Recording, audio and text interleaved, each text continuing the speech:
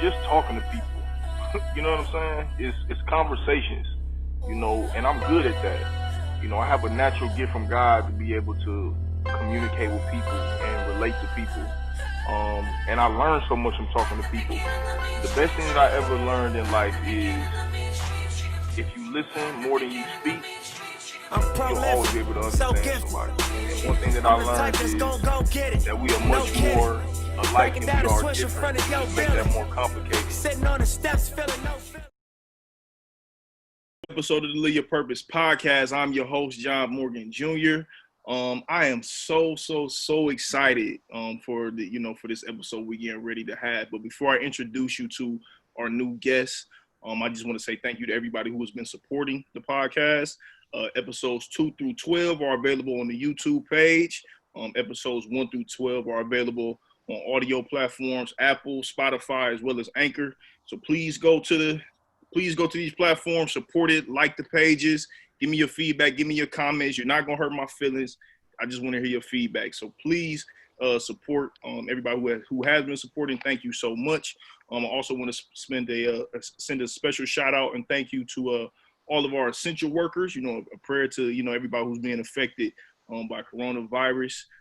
We know this is a weird time. So everybody, we hope everybody's practicing social distancing. And let's get back to some form of normalcy when this thing is over. So without further ado, I'm gonna get into who we have today. It's so funny because as I prepare for these interviews, I try to think about how am I going to start it. And with this individual, we have a relationship, but when I was going through her entire story and her bio, I'm like, damn, her shit is fire. So, I'm looking forward to reading this off and getting her reaction. Without further ado, we have Miss Anastasia Walker. She is an entrepreneur, a stylist, and a consultant. She has styled people from G-Eazy, Chance the Rapper, Courtney Love, T-Pain, and Deandre Hopkins. She has done campaigns with Nike, K-Swiss, Daryl Brown, and she has editorial credits with Conde Nast. Please correct me if I said that incorrectly. You're right. Different publications of Conde Nast. Yeah. Yes, which owns Vogue, The New Yorker, GQ, and Vanity Fair. Yeah. Stayj, what's happening? Hi, thank you for having me. I'm so honored. Oh, no problem. Thank you so much for coming on. How you doing? I'm good. How are you? I'm okay. How you managing? Because you on the West Coast, you in LA. So what is it like out there? What's like the what's the vibe? What's the feel, everybody out there during this time? I think it's a little mixed. There's some people who are angry that they can't be at the beach every day all day. I think, well, maybe they're open now. And then there's people like me in my space and creative field where our day-to-days are not necessarily so different unless there's a shoot or something going on. But for the most part, we're working from home anyway. So It's actually been a nice reset. On a personal level, obviously, it's awful right now on a global scale. But on a personal level with work and everything, it's actually been a nice reset mentally and just to catch up with work and billing and all the things that we don't love to do that are part of business. But yeah. Yeah. You know what's crazy? Like, at least the people who I've spoken to personally, especially the people who I've had on the podcast, that's pretty much been the sentiment. That right there is that, like, listen, we're very empathetic to the people that is, ultimately people have lost family members, lost friends, and everybody who's lost their lives. That's something different. But for the most part, people have like really been able to appreciate this time, what I'm saying, which is like super good to hear. Because I don't think, obviously, the mass media is not going to put that out. So it's like super good to hear that sentiment. So that's dope. I have a question though. Is how is the beaches and stuff working? Like, aren't there like certain places in the beach that you can go and kind of get like ducked off where you're not even around, like the tourists and like a lot? Yeah, there's stuff. There's definitely some places you just gotta drive. Like we're still in LA. There's 1,000,001 people with the same great idea. Right. A lot of the time. So, but there's a lot of nice hidden gems, and I will say we're very lucky. Like. I'm happy I'm here. I miss New York every day of my life, but I'm happy that this is happening while I'm here because at least we have our space. We can go outside. We can enjoy the weather. The weather has been beautiful. Feels like summer. Looks like summer. It's not officially summer, but Yeah, we got good weather. So I'm grateful. It's good for the mental health. It helps. absolutely, 100. Yeah. Well, that's dope. That's Yeah. dope. So listen, I want to get into your whole story. You know what I'm saying? I want to be able to highlight everything that you have going on right now from a creative and styling standpoint. But before we even get into that, let's start at the beginning. You know, what was childhood like for young Anastasia? What was it like growing up? Is it Hayward? I know it's the Bay Area. Yeah. So what was it like growing up in Hayward, which is very close to Oakland? You know, the Bay Area. Yeah, it's very diverse. In the late '90s and the early 2000s. What was it like growing up there? Very diverse. Yeah, very diverse, which is something I love about the Bay. That's kind of comparable to other major cities, but maybe New York most specifically. Yeah, you have a lot of different. I don't know. That was not ready for that question. It's all good. What was life for me growing up? You listen. This is the thing. I just have to say this. You know, I'm like a person who's not. I'm behind the scenes girl. Yeah, Behind the scenes girl. I'm not used to being the subject. It's very strong today. We're gonna get through it though. No, it was cool though. I'm very lucky. I think that a lot of my views and interests were shaped by such a strong like pride and diversity there. Mm-hmm. Yeah. Like, what's some of like your earliest memories that you can remember? Like when you reflect on childhood, what's something that you like always go back to? Is like, damn, like that was a good time. Yeah, I would say probably it's weird because where we're from in the Bay, it's not directly by the beach, but the beach was like a big part of my childhood, I would say. Yeah, like we're just kind of outside people, like maybe California people in general. You know, you like to do things outside. So younger, probably it's weird. The things that I did when I was younger that I don't do anymore necessarily as much, I kind of appreciate now. So like whether it's things like, yeah, the beach all the time, I always loved that. I'm a big beach person, but my mom always would try to get us to do the camping. Now this week I've been like, we should all go camping. And everybody's like, well, I don't even know what we'd need for that. And I'm like, it used to be so fun. But back then camping, I would be complaining the whole time about bugs and like needing a fresh shower and these types of things. But yeah, no, I would say those are some good memories. And then food, I like food a lot. And because it is so diverse, there's like so many different cultures, and then you really have so many different types of food that represent those cultures, and that is a big part of it too.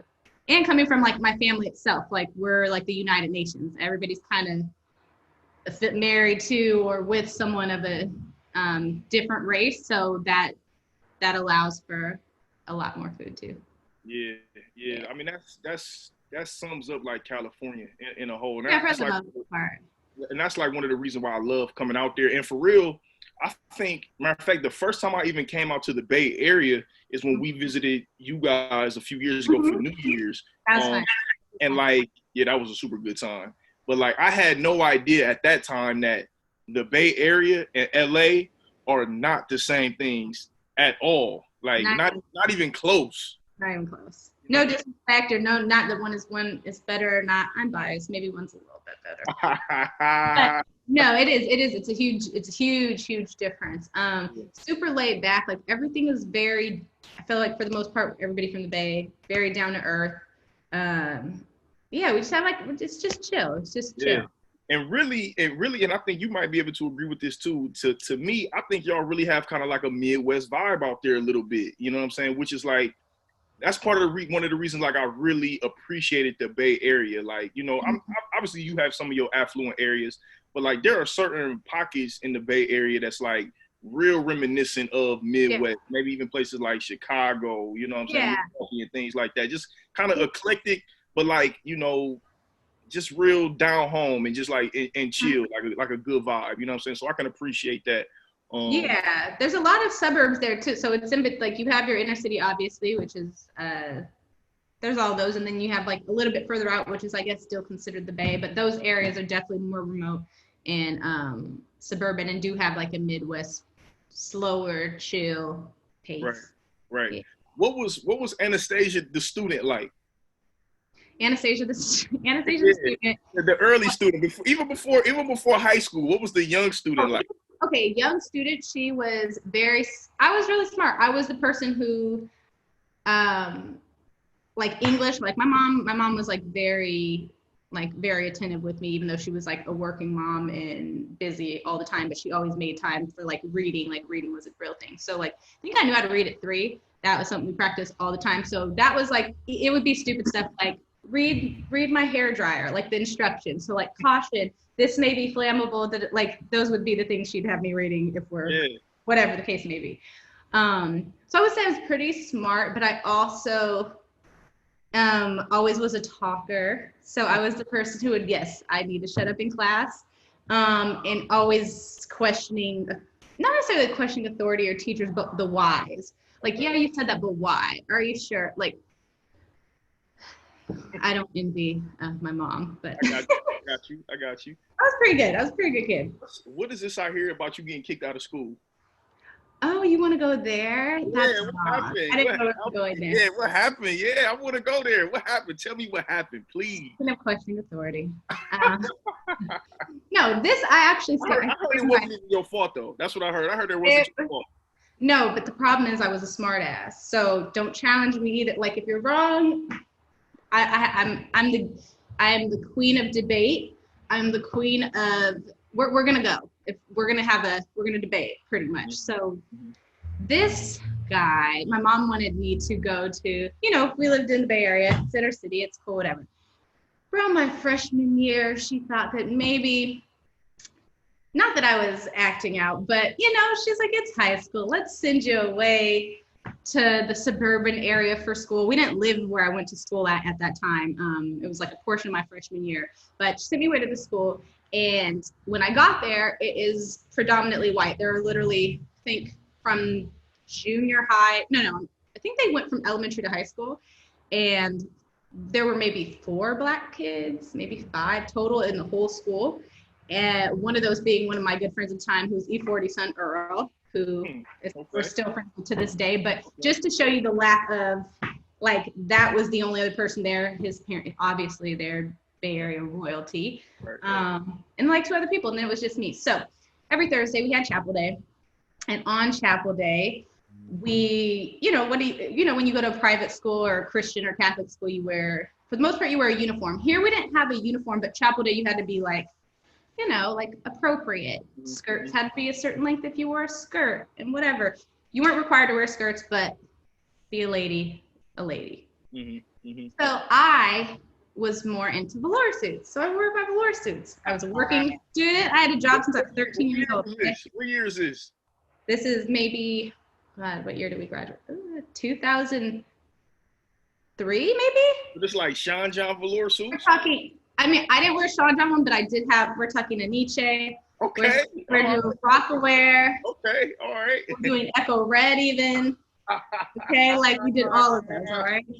All the above. Pele jackets. This is Jabot. Right. Like this is the time frame. Yeah. And I worked, so I had like friends that worked at the mall with discounts. So, anyways, I'm buying my velour suits, and I would choose to wear those on chapel day. So there was the dean at the school who was not very fond of me in particular, and he would call me out every week. Like, you cannot be wearing this. You cannot be wearing this. And I would just always have a rebuttal, like, tell me why I can't wear this. What's inappropriate? I'm covered. I don't see an issue.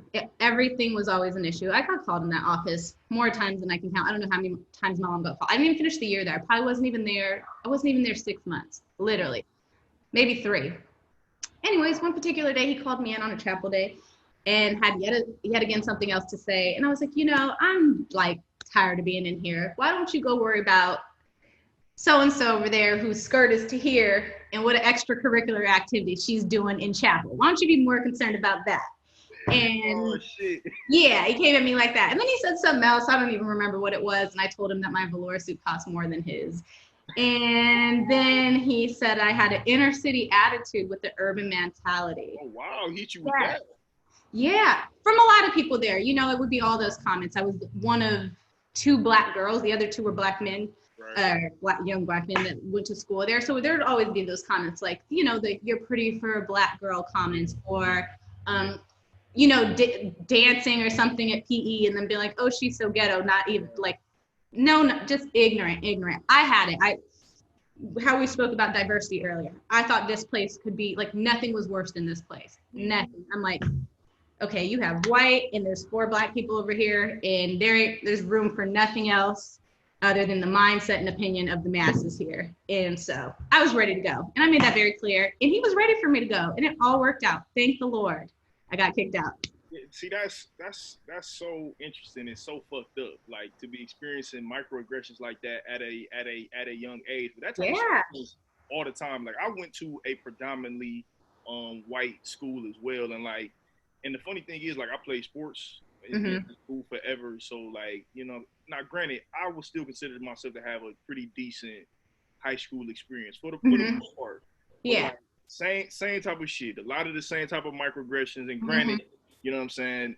My dad is from the streets. My mom is like, you know what I'm saying? So still a lot of nigga too. So like, you know what I'm saying? So a lot of the same microaggressions, a lot of the same experiences that you referred to.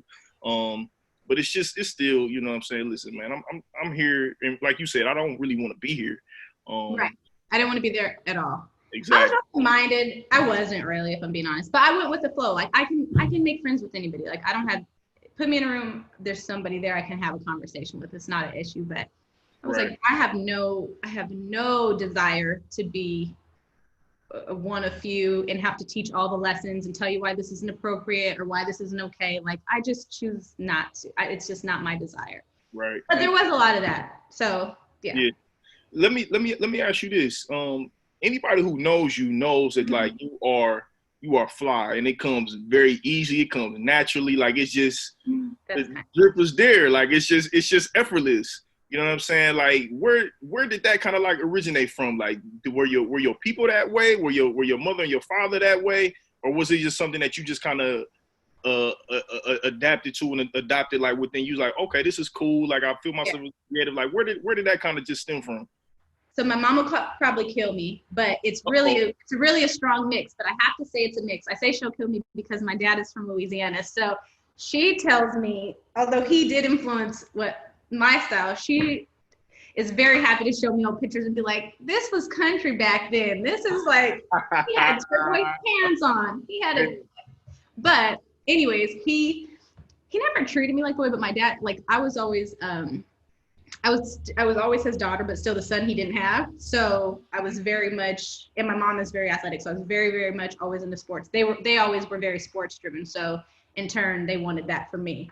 But from a style side, track suits, sneakers, like that was my dad, gold chains, gold jewelry all the time. And then my mom would do the same with like vintage crew necks and like collegiate sweaters, things like that. Like that was definitely her vibe. But she also would make my clothes. So like she got a sales job. I don't know, maybe I was in like a little bit later on in elementary school. My mom always has worked in sales.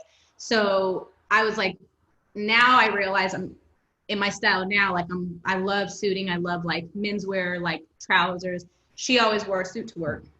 Like she had a bunch of different suits, but she didn't have a lot of money. I didn't know that growing up. So she would just make my clothes, and she would make me like the flyest outfits. She'd go to Neiman Marcus and look at go shopping with us when she could, if she couldn't afford anything. Like back then, Neiman Marcus isn't what it is today. Like Neiman Marcus would have been our whatever Macy's or something. I don't know.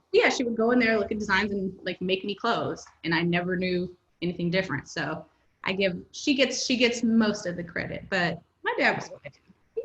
So did she do this for like kind of like a side hustle thing, or she only did this for you? No, it was literally like, no, like I want my daughter to be fly, and she didn't have the money, so I'm gonna make your clothes because she could. No. Yeah, it was really bad. She learned on her own? Huh? She learned on her own, like how to be a seamstress. Like she just learned. My grandmother sewed. My grandmother was a seamstress and sewed and would quilt and do all that kind of stuff. So I feel like she must have learned for her. I actually never asked her that, but yeah, she must have learned from her and just always did. She doesn't sew any much. I wish she could make me outfits now. That would be quite clutch. Helpful. Yeah, that's dope. That's dope. That's very interesting. Now, what about like who are some, like looking back on it now, and you know what I'm saying, just kind of reflecting on it, do you remember having kind of like early influences of just entrepreneurs or just creatives? Even if it was, you know what I'm saying, it was your mother doing what she was doing for you, Were there other influences that you just kind of had looking back on it now? Maybe you didn't even realize it then, but now that you can kind of look back on it like, yo, this person right here was always dope. They were always fly, always stylish. Yeah. Is anybody like that? My aunts. So my dad is the only boy of 10 sisters. Oh, shit. Yeah. He like me. I'm well. How many do you have? Like 6, 7? So I have 7 sisters and I have 2 brothers, but the 2 brothers until later. But it was always just me and the sisters for the longest. Yeah. Go ahead. Go ahead. No, you get it. You relate. I do. Yeah. So I had a lot of aunts, obviously, and I was close. Our family, our dad's side's like really close. Like we're all very close. But my aunts were the flyest. Like, and they would. All they did was shop, and I didn't even realize it at the time. Like, it was just what it was. Like, every weekend, like, I spent a lot of time with them growing up too. Mom was a single mom. My aunts helped out a lot. You know, like it was like a community, a tribe, if you will. But they would shop all the time. TJ Maxx, Nordstrom Rack, you know, wherever, Neiman Marcus, like, always shopping. And then the designer stores too, but it was always the hunt, trying to get like good prices on stuff. You know how they were all flying, all drove like BMWs, and like it was they didn't, maybe they were competing amongst themselves now that I see it like as I'm older, but they all was like, oh, she got that, yes, my turn, like as they came into their own. But as I'm older now, like I shop, half of my life is shopping for a living. But yeah, no, they're the flyest people. My aunts, definitely. Big, that's dope. Yeah. That's dope. Yeah, that's very dope. I think it's super important for, you know, well, in any capacity, like, kids are going to learn based on what they see.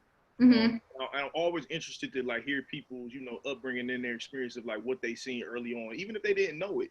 It's dope that you always kind of like pointed to like, yo, my aunts, they got it, like they tight, like, you know. These ain't the aunts that come around and I get embarrassed. Like, these are the aunts that like, yo, what's up? Yo, that's dope.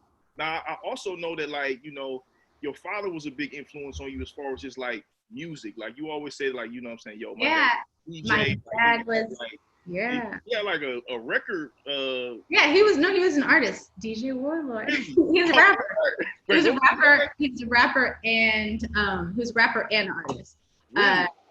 So he had one album. I don't even remember the name of it. I gotta find that. I'm gonna find it one day.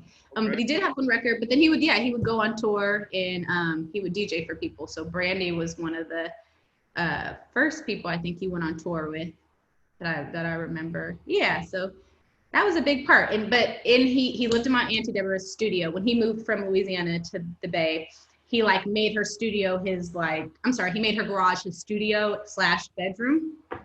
And the whole garage is like, into this day, is lined with all vinyls, like crates and crates and crates, like thousands and thousands of vinyls. I actually have an old picture. I have like box braids and I'm sitting in there in the studio. He has his keyboard in the back, whatever, in a waterbed. Ew, so gross. But yes, I'd go over there and we'd share, and he had his waterbed, and that's hilarious. Pops is a Rolling Stone. He was that indeed. Yes, he was. So no, music was definitely a big part of growing up. Yeah. Was it what was the song that your dad was like his go-to that you can remember? Like, was it a song that you can always remember him like playing that you like, damn, like this is like, anytime I hear this, I think of my pops even today? It's a good one. You know what? I'll tell you mine. My dad my dad used to have this purple monster truck. Okay. In like 95, 96. Now my dad struggled with substances like the majority of his life. So like he would be in one minute and he'd be out the next. Yeah. But when he was coming around with this purple monster truck, he will always play Tupac All Eyes on Me. Yeah. And no matter how old I am, anytime I hear that song, I remember being in that purple monster truck with the cream leather seat and like just blasting that shit, Newport cigarettes, like just going.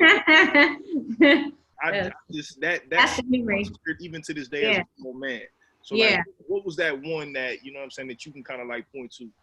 It's funny that you said Tupac, because I think that's probably what I remember most. But it's weird. It's twofold because he was a DJ and worked in music, he would listen to everything. Right. So like he had me listen to all kind of vinyl. So it'd be stuff I didn't even know about that nowadays you look back and I'm like, oh, them is classic, them is oldies. Right. Like he was who taught me about samples before samples. Like we'd hear a song on the radio, he'd be like, girl, you don't even know nothing about this. I got the real, you know what I mean? So I don't have a specific song. I wish I did, but I don't have one. I can't think. But Tupac for sure, because he also had, you know, my dad to this day.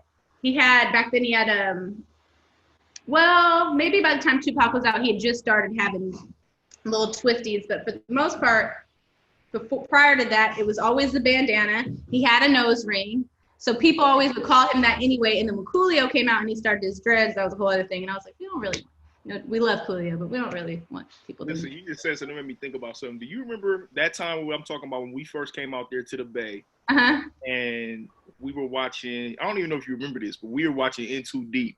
Okay. Middle of the night. Uh-huh. This is the scene where Jay Reed, who was played by Omar Epps in the movie, where I think, I can't remember the exact scene, but he shows up on the scene. I think he about to go meet Ella or whatever. Yeah. And he got on his jean jacket, he got on his glasses, and you busted out laughing. You like, man, that nigga look like my dad. Do you remember that? I don't even remember that. Yes. Okay, now I gotta go back in the day. Yeah. But he probably did. Yeah. Now that I'm thinking about it, yeah. So. That is hilarious. Yeah, I remember. So anytime like I hear you talk about your dad, or I hear anytime I mention your dad, I always think of Omar Epps and In Too Deep. I don't think I ever seen any pictures of him or anything like that. So. Oh yeah, well they're out there. There are some out there. Okay. And they are time stamped for sure. Yeah. Well, let's fast forward a little bit. Like, all right. Yeah. You are styling today. Like, how did that, you know, come about as far as like when you do finish school? Like, did you always have your eyes set on getting into the fashion industry? Because, again, I know that you wanted to go to school. You ended up going to Kent, but like, it started with you wanted to go to a school called Parsons, right? Parsons was my dream. There's Parsons, and then there's a school called Central St. Martin's that's in London, and then there's another one that was this Italian school called Istituto Marangione, I think. And so I always wanted to go to fashion school. I knew that I wanted to work in fashion. My grandmother always lived in LA and worked like in Hollywood. And so I knew that there were, like back then styling was different. Even when I started, it was very, very different. Like when I started, you had to kind of know somebody, either had to know somebody or find a way in, essentially. People didn't know what a stylist was. It was nothing like it is today. It was a very hush-hush job. You didn't speak about who you worked with. It was just very, like you were behind the scenes. But my grandmother worked in Hollywood. So I from her and other information, and like one of the gentlemen she worked with, he was like a very famous set designer. And so anyways, from him, they even would tell me like a lot of those old school stylists from like the days. I used to watch a lot of film with her too, and watch just for references, like old movies. That's part of like where my love for fashion came from. Part of it was film, part of it was like editorial magazines.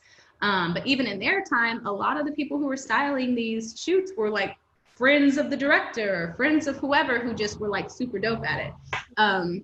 So I always knew I wanted to work in fashion. I think when I was in high school, I thought the route I would have to go would be like fashion PR, because like I said, at the time, there was not, like stylist jobs were not promoted or spoken about. So that for sure I knew I wanted to do. I just didn't know how I was going to. So your grandmother, I'm sorry, I didn't mean to cut you off. Go ahead. Oh, go ahead. Oh, yes.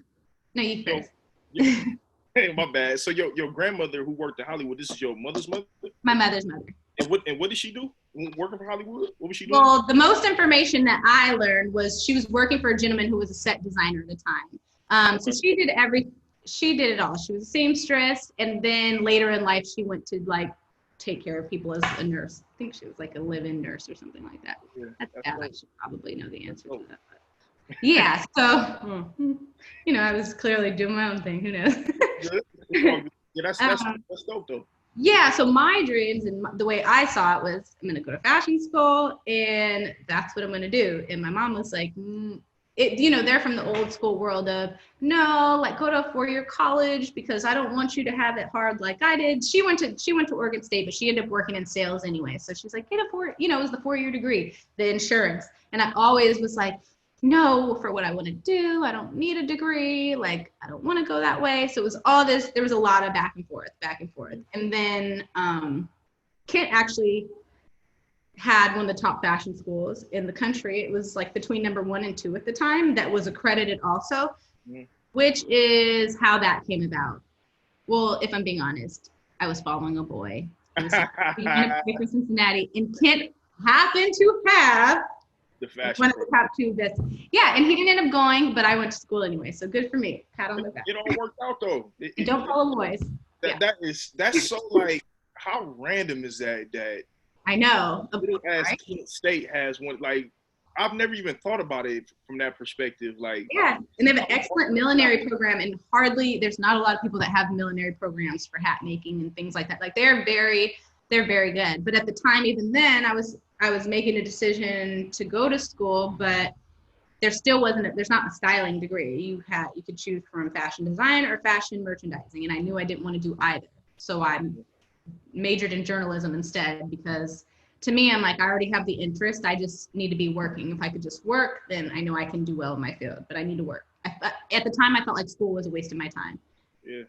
Even though I loved it and enjoyed it, but now I know that it wasn't based on, and not for the reasons you would think, not for like what I learned, because truly, from an educational standpoint, other than like my Black history classes, there wasn't much that like, and maybe in journalism, other than those courses, the rest, who even knows what happened with it. But it's more so the relationships you build. Yeah. Those were like, clearly we're here because I went to school in Ohio and your wife is my BFF. So that's awesome. Right. So like, what was your experience when you went to Kent, and like your overall experience, I guess, with just like school in general? Like, what, looking back on it now, how do you view it? When I first went, it was the same feeling I had when I went to that school that I got kicked out. identical feeling. I was like, this is so weird. There's only Black people or white people, and there's not a lot of integration. Right. This is like really strange. Right. My second favorite thing, food, like we talked about. They didn't even melt cheese on the enchiladas. That's an issue coming from the West Coast. We like our Mexican food. How you not gonna melt the cheese? Don't call that an enchilada. What is that? So those are my initial thoughts. Right. Yeah, it was challenging for sure. I had a struggle, honey. I had a struggle. I was like, get me out. You got to get me out of here. So after a year, I left. Did you? I went to New York. Yeah, I went to New York. I had to get out, and I had to work.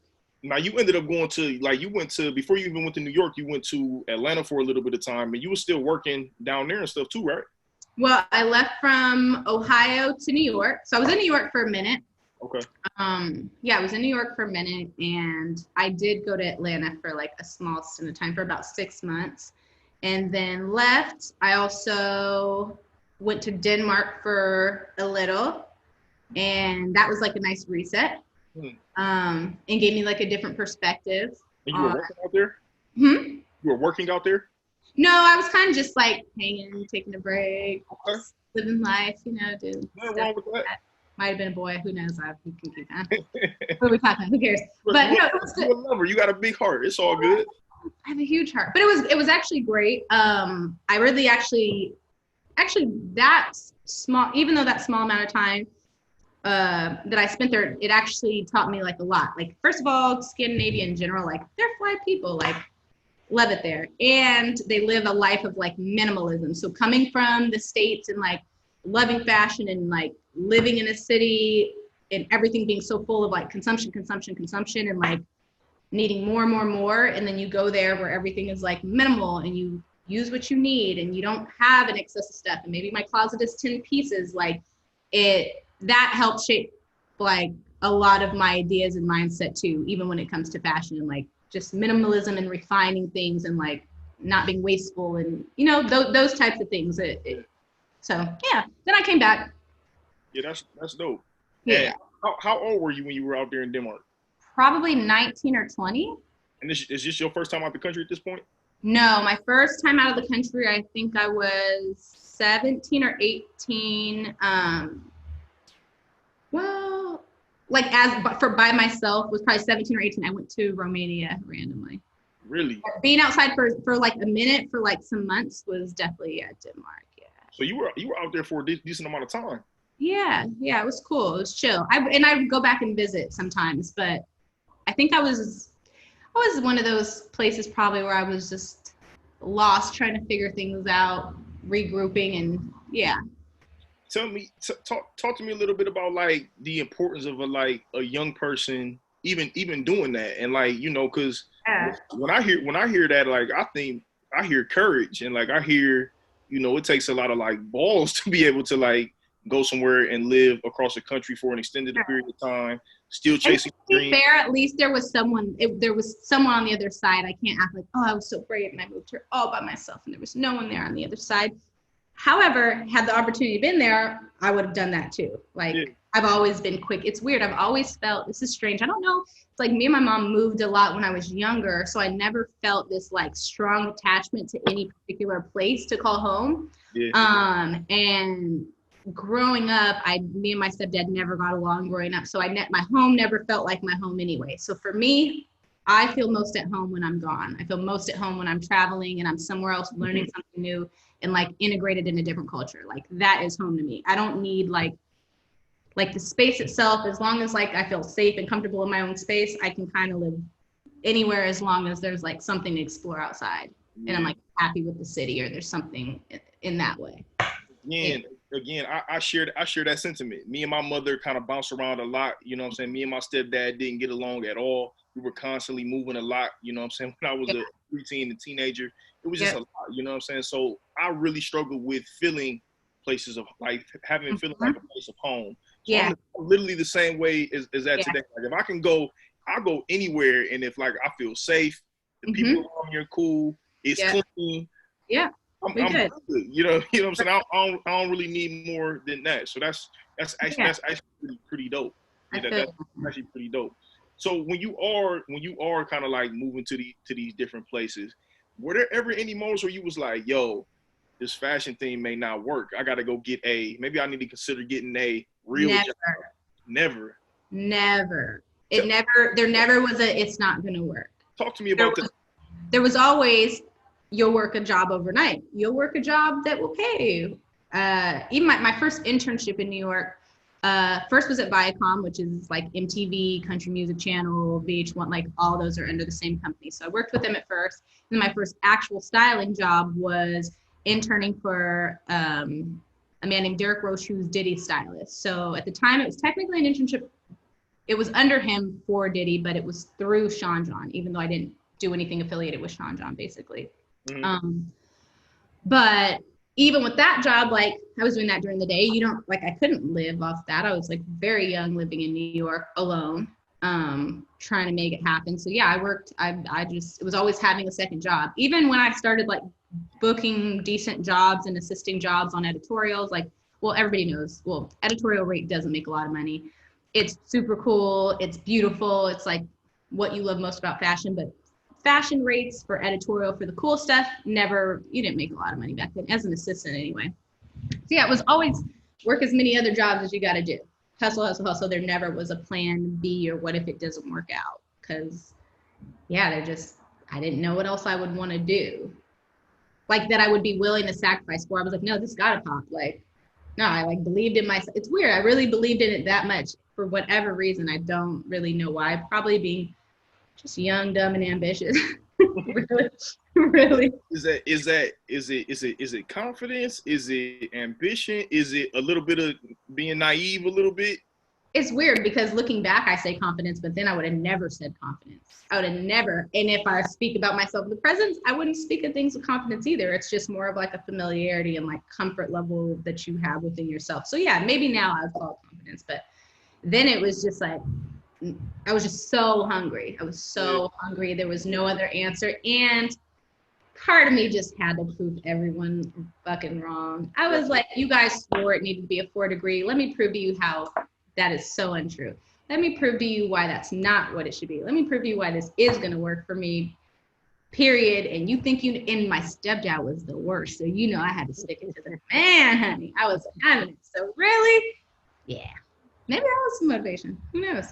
Me and you have a lot in common. You know what I'm saying? When I really kind of like get down to your story, I really feel a lot of what you're saying. Like, because it's probably why we bonded so well from day one. Yeah. I feel that though. I feel that. Where do you think that came from? Was it all like motivation, or was it? Do you think it was like intentionally instilled in you to like, no matter what, believe in yourself, chase after your dream? Was it a little bit of both? I feel like I remember. I don't. And this is no knock to anybody. I don't feel like I remember people telling me growing up, you can do anything, and I don't feel like it was those. I feel like a lot of our generation of parents led with fear of, you got to do this or you're not going to be anything. And if you don't do this, it ain't going to be like this. And it's hard. And, it was more of that. I don't feel like it was, you could be anything in the world. But my mother was always my mom was still always supportive of what I wanted to do. Even if she didn't take a strong stance or even if she felt different, she would say it. But she was very supportive. She's always been very supportive. But yeah, no, it's interesting. I feel like, I don't know. What was the question? So the question was like, well, you kind of answered it though. You kind of said that like you don't remember anybody kind of being intentional about. Yeah, I don't think it was that. But what I will say is having, like, my father went to prison when I was maybe 8 or 9, maybe 9, and we were very, very close. But prior to that, him and mom always had a good relationship. But my mom, they weren't together for. I don't have a recollection. I probably was 2 or something. So from my knowledge, she was like a single mom. But while he was there, he always was a part of my life, like taking me to do stuff, whatever. He was there. But they both worked all the time. My dad would go fix cars during the day. He always had a bunch of old schools. Fix cars during the day, and music was all night was music. If I was with him that week, if I wasn't with my aunts, or if I had to be with him, there were times where, I've literally been in the club. Police can't get anybody now. This is a long time ago.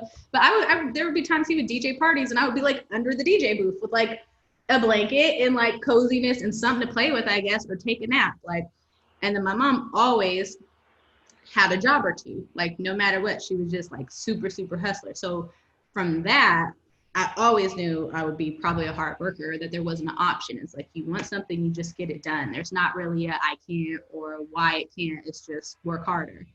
Yeah. And they never complained. Like, she never complained about neither of them. I've never heard my mom. She never complains. It's just good, trying to have a good attitude and keep going. That's it. Yeah. So I had to come through, I feel that. I definitely feel that. When your pops did have to go down for his bid, do you remember like when that initially happened? Like, do you remember like those, like what was those feelings like going through a kid at that point in time? Oh, my dad did short-term bids. Now, granted, I guess he did like a couple days here and there, but I guess from a life perspective, he would miss out on a couple of years here and there. So like whether he was locked up or not. So, but I do, kind of resonate a little bit as just far as just like not being present. But like, what was that? You know what I'm saying? Like for you. I remember your dad's only child at this point in time, right? Yeah. And your father's only child. Yeah, absolutely. Yeah. So it was so hard. I was very much a daddy's girl. Like, we were really close. Like, that was my homie. And him and my mom always stayed friends, so they had a good relationship too. But I remember there was one day she picked me up from school and took me to get ice cream and took me to like a park or something. Was like, I want to have a talk with you. It's about your dad. And I was like, what? And I'm like sitting there, all the attitude. I'm like, what? Because I'm like, literally the minute she sits me down, I'm like, what is this about? This is weird. This is so staged. Like, giving me ice cream, you're picking me up from school, like, what's up? What you want to talk about? So, and she's like, I was like, what? He's dead? He's dead, right? You're going to tell me he's dead. And she was like, what? No, he's not dead. I was like, okay, well, what could be so bad? Oh, shit. You said that? Yeah. I was like, well, what could be so bad? He ain't dead. Like, what could be so bad? She's like, well, he's going to prison. And I was like, okay, for how long? And then when she told me, I think because he was sentenced to 14 years. And I was like, oh, I remember I said, oh, well, I wish you would have told me he was dead. That sounds so morbid. But because I thought that was worse.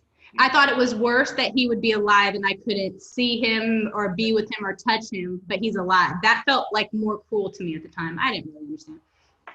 So then you have angry little Anastasia. And I was just devastated. I was very, very hurt, which she was amazing. Like, she felt so bad. God bless that woman's soul. She's a saint. But it didn't help that I didn't like my stepfather. So there was a rage boiling, probably. I had a lot of resentment.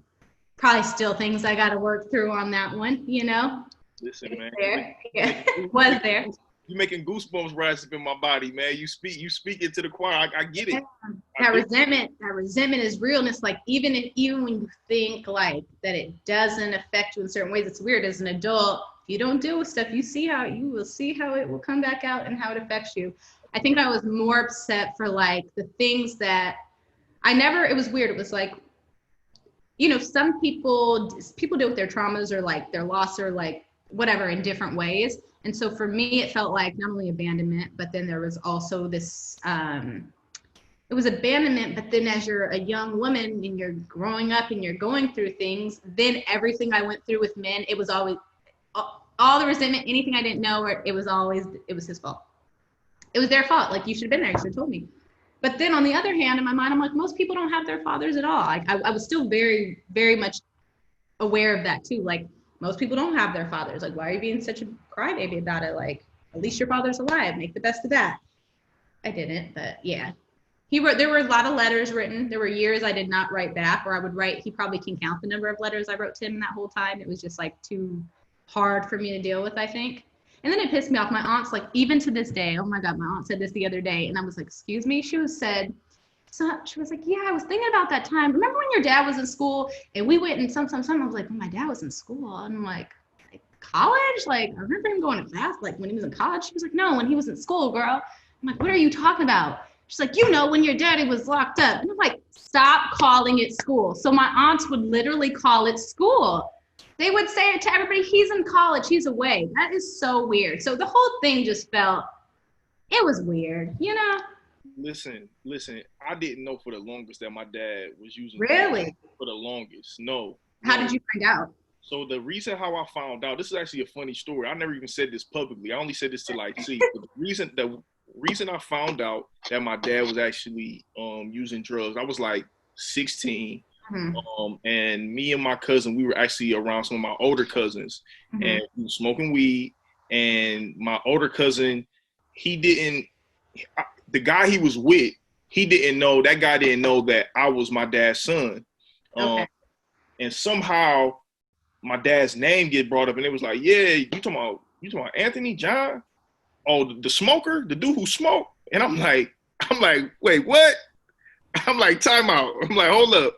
And I'm 16, and now granted, I do remember as a kid I do remember having to go see my dad at like rehab centers and stuff like that. But they just told me that he was sick, he wasn't doing well. Yeah. I didn't know my dude was like, that Edwin Shaw, like rehabbing, like, I had no idea. So I didn't find out till I was a teenager. Wow. Same type of thing. Listen, when I came up, I was like very promiscuous, just super, just like arrogant with women, and it was always connected to me.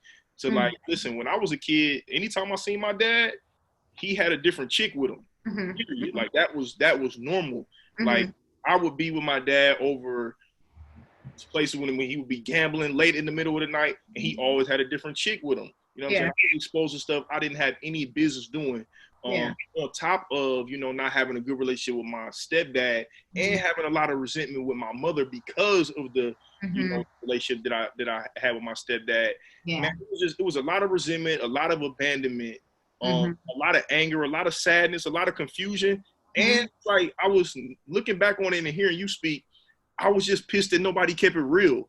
And it's so devastating that like adults don't just tell kids the truth. Yeah, I think a lot of times they feel like, okay, we'll just start with saying that people probably are doing the best they can do with the tools they've been given, right? That's a fact. Considering that, but when you're young, you don't know that. You don't feel that. You don't consider that. Like, for the most part, you just are feeling. You don't know what to do with all these feelings, and you're hormonal. You're getting older, like, and you don't know what to do with all this stuff.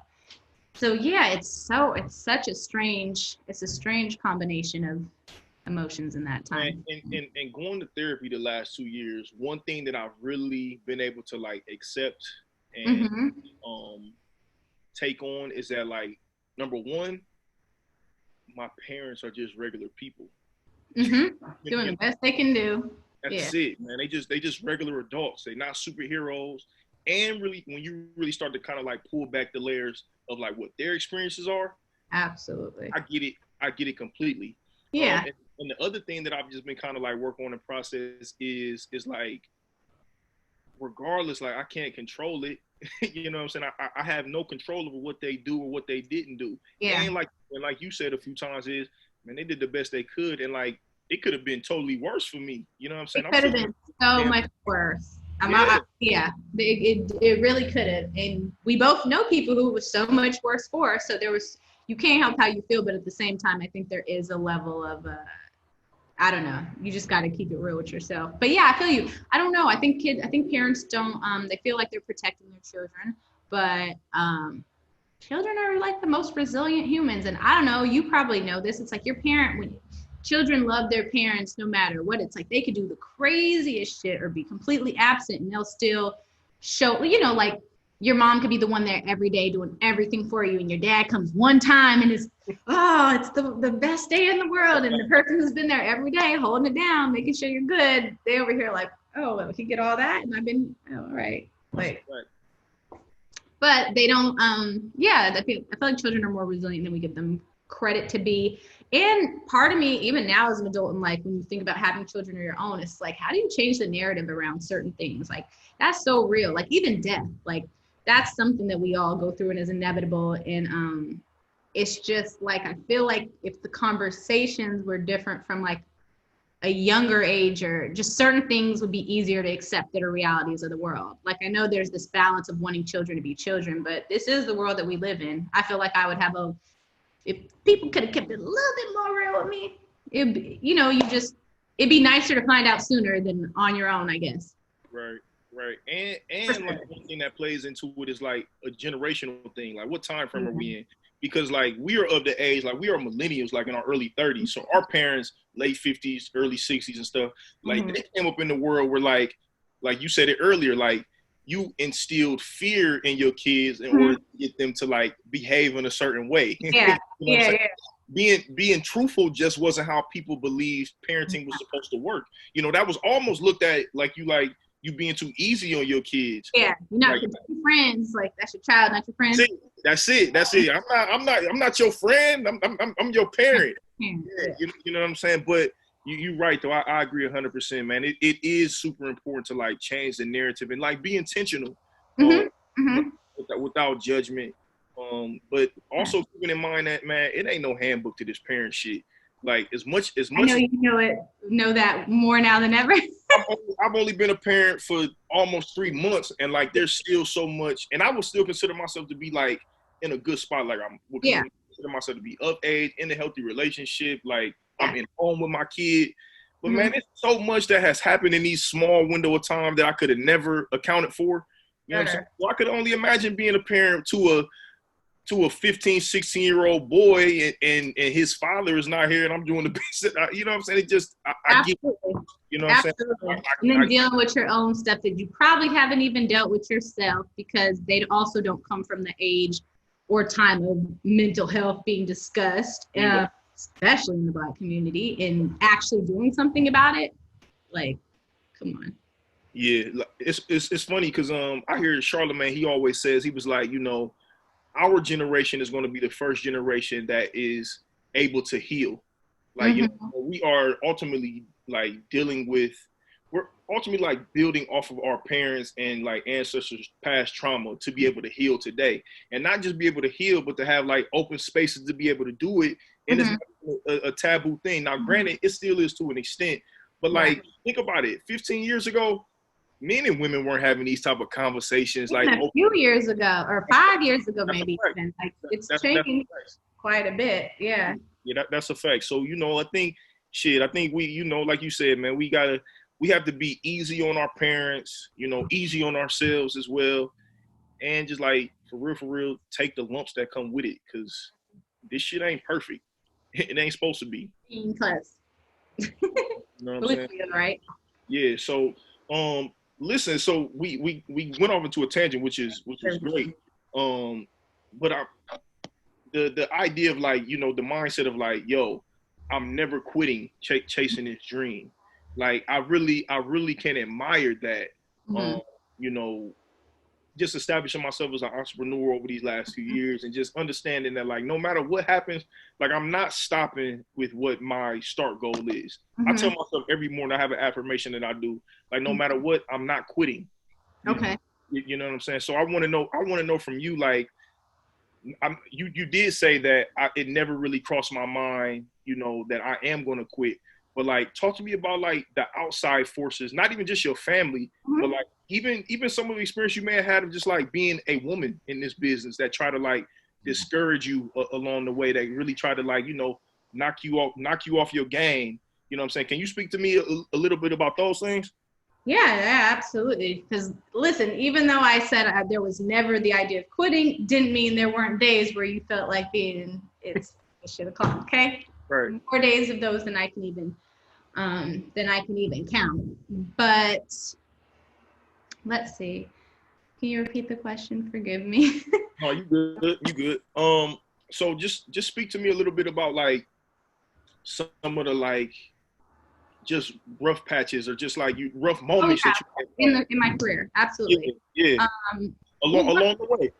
Yeah, I think one thing that's just a real thing for for a lot of people, for me, when you work in fashion, at some point, well, I'll just say this. When you're starting out, if you're really putting in the work, like, it's grunt work. Like, so yes, finances, especially living alone in New York as a young woman, that is challenging.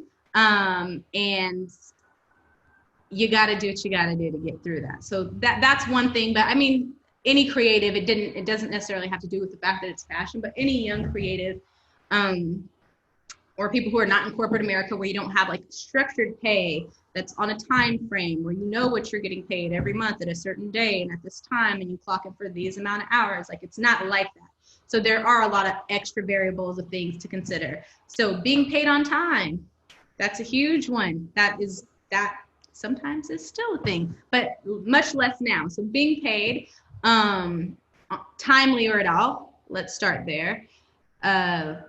Being a Black woman in fashion in a space that is still working on being inclusive and diverse. Now diversity it's around now, but people are using it as a marketing scheme as well. Like, it's very important and it's necessary, but that was even trending at one time. You can tell when people are companies who just historically are not diverse making the effort to do that, or doing it for the sake of not being called out for it, whatever. It's not genuine. Yeah, so but that's that. Being Black in fashion, in period, there are a lot of comments made that are inappropriate, a lot of time by your superiors, by people who you are not supposed to have an opinion to or question about things. So that's a huge thing. I would say being a woman in fashion actually has not been. There's a lot of women in our industry, so I will say that hasn't been as much of an issue. But there are times where, for certain corporate, once you take it to a corporate level, if they're larger styling jobs for events like that, where maybe a man is getting paid more than you or a different rate. So maybe those are all general and things that everyone goes through. But if somebody wanted to, like, break into the fashion industry and like even just wanted to be a stylist, they say, "Yo, I want to be a stylist." What do I do? Like, what are, like, some of, like, the first 5 steps that you would tell somebody, look, if you're really serious about this, this is what you need to do? So I would say do your research on what, like, it's number one, it's okay if you don't know exactly what you want to do. There's a lot of people that don't know exactly what you want to do. But every time you try one thing, you are either one step closer to what you actually want to be doing, you're confirming that this is what you want to do, or you're one step closer to finding out that it's not, and you can regroup and figure it out for the next thing.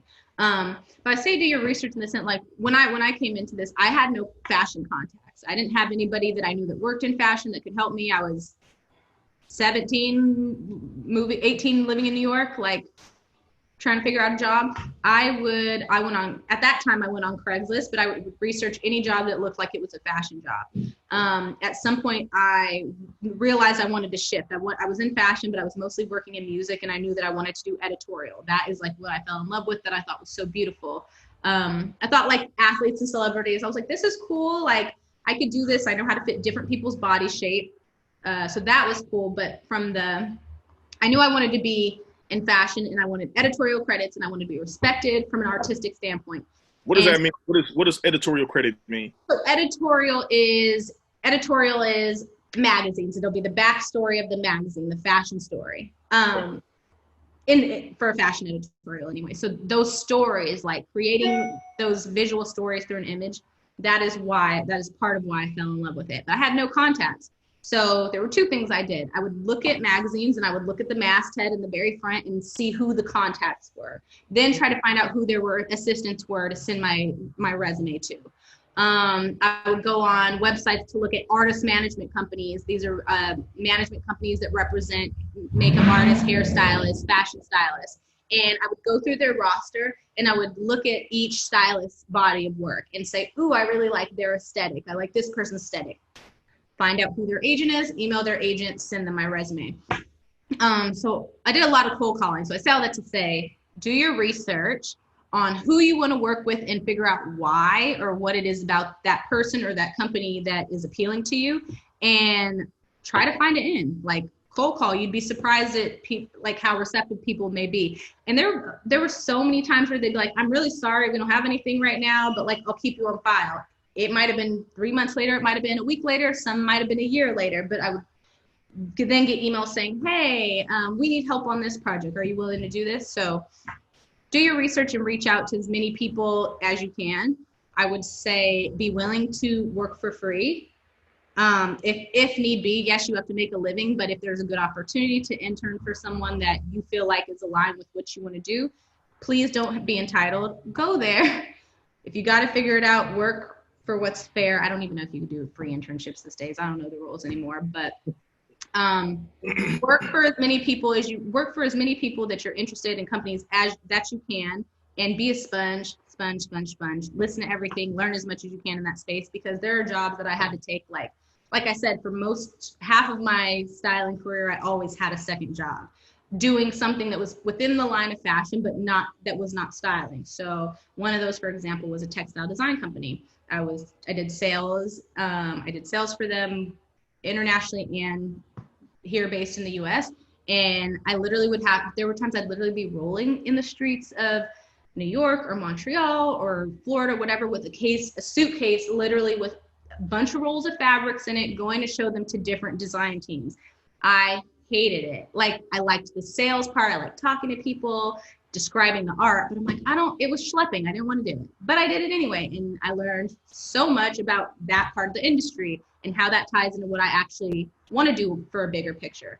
So I feel like it's important. Be willing to take those jobs that maybe are not your first choice, but making sure that they're aligned or somehow relevant to like the big picture goal, so that you are then going to your next position with knowledge. Like, you have more knowledge, you have more to bring to the table, whether you enjoyed it or not.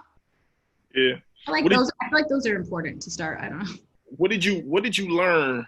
What do you think you took from those experiences, like most, when you were, pushing those suitcases with the fabric, when you were doing the cold calling and, people were being responsive? What were the main things you think you learned during those times? You have to be persistent.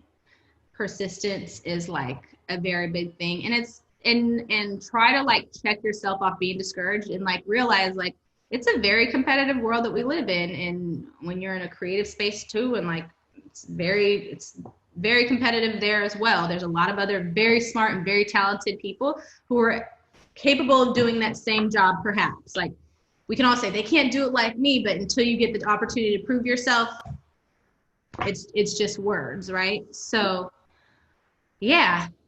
Do you think it's important to be persistent because people will like ultimately acknowledge it, or do you think that it's important to be persistent in order to just kind of like push through your own resistance that the universe may be giving you? I think both. I think it's a little bit of both. I think you have to be, because if it's really your goal at the end of the day, like, we're all going to have adversity, right? Like, no dream that anyone has is going to work out peachy like how you think it is. You're going to have a million curveballs. And sometimes your ultimate goal, or what you ultimately find that you love and end up doing, is not what you originally set forth to do to begin with. So I feel like it's just finding, if something doesn't work, be creative, figure out another way, find another in. And I mean, it's 2020. They have so many more ways of getting to people now than they did. We didn't have like when I started, the internet was still like Craigslist was like as far out as you'd get for looking for jobs but there wasn't like, we didn't have Instagram or Twitter and we definitely didn't use them for any of the social media platforms that we did have available at the time. None were used to promote work. And like I said, at that time, stylists weren't even a thing. So nowadays you have empowerment. You can create your own platform. You can, you have a lot more ways to find out which people are in position and how you may be able to get in touch with them. On the same side, I would also say as great as that is, and as much as you can create your own lane, and you should, that level of entitlement is still like a huge thing to me. I mean, I see it a lot these days. You have a lot of like people and kids that are embarking on new careers or whatever, and instead of, they'll promote themselves as if they're already a professional. The work has been done, they put in their years of time, and I'm a self-proclaimed X, Y, or Z. And it's sure fine, but being an OG in this, I have some feelings about that. Like, what's your feelings? You think they just don't know that the shit don't work that way, or you think they kind of like selling themselves short? I just think those who are, I think it depends on how it's done. So like, if you're truly just confident, you know, like they say, like if you wake up every day and you write, what is this from Sister Act? If you wake up every day and you sing, then you're a singer. Okay, like that. Mm-hmm. Yes, I'm with you, Whoopi. Yes, if you wake up and feel like Sister Mary Clarence and you feel like singing every day, you are a singer. I fully agree.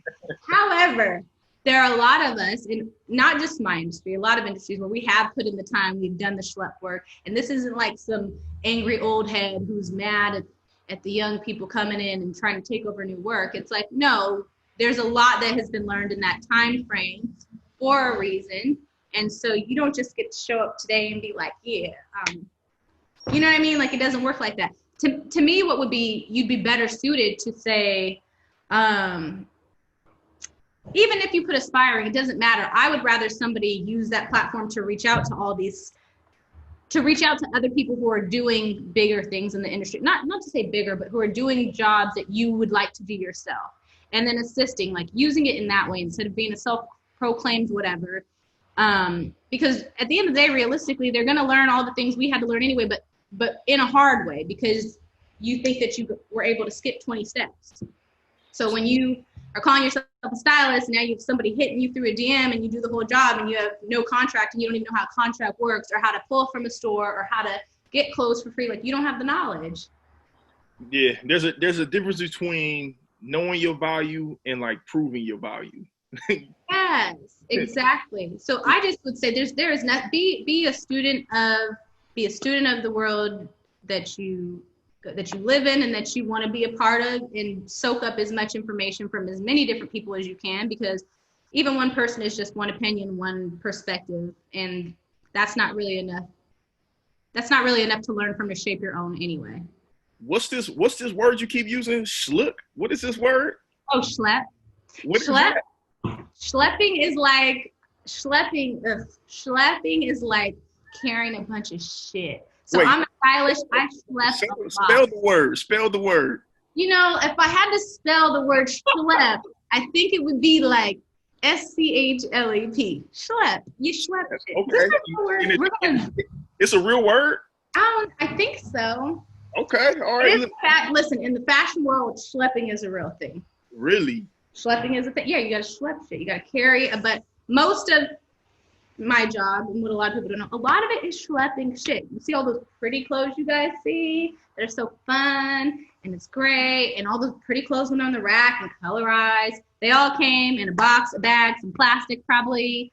Not on hangers. Somebody had to carry all that somewhere. Somebody would hang all that up and do it all, and then take it right back, and then do it all over again for another job, and then do it at like 20 stores. Yeah. So there's a lot that goes into it. Who was your first, like, who was your first gig with where you felt like, okay, I'm in now a little bit, even though it's not necessarily where you are today, but who was your first person who was like, yo, I'm in, like, I'm taking full advantage of this? Rachel Johnson. Rachel Johnson is a boss. She is a beast. A lot of people know her. Well, a lot of people know her from being LeBron's stylist. Okay. At one point, she was his stylist for a lot of years. But she actually is incredible. She's been in the fashion industry a long time. She used to work with Pharrell, Mariah Carey. Like she worked with like the greats, okay? And she is probably, I don't know, people might feel bad about this. I don't care. She's a boss. To me, she is almost single-handedly responsible for fashion being integrated into the NBA. Like, yes, they always had, yeah, you know, I mean, the dress code was there. That was a thing. But when people started to deviate from that, and then it became like an issue, she was probably the person to come in and find a good balance of being able to teach rookies and teach existing players like a way of balancing like your own personal style with fashion and making it dress code appropriate, but like making it a thing. And then came integrating product placement at some point and how that could work into like the big picture story. So I would probably say her. She had like an incredible clientele base. Her agency was called Thomas Faison Agency, and it catered to all of our clients were professional athletes. So Victor Cruz, LeBron James, Amari Stoudemire, Cam Newton.